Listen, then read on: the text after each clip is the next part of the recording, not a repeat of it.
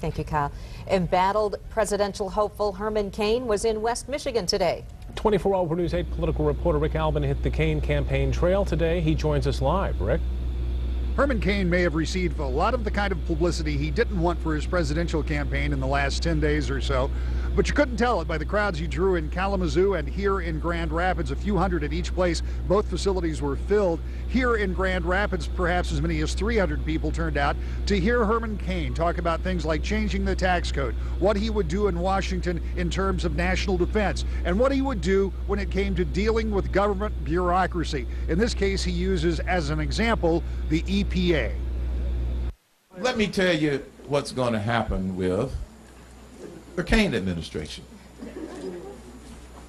The EPA will have a serious attitude adjustment.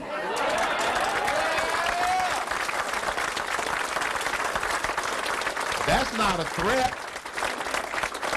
That's not a threat. It's a promise.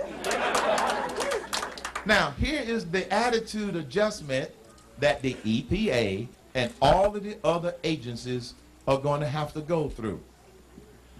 Y'all work for us. We don't work for y'all. That's the message that they need to get in Washington, D.C.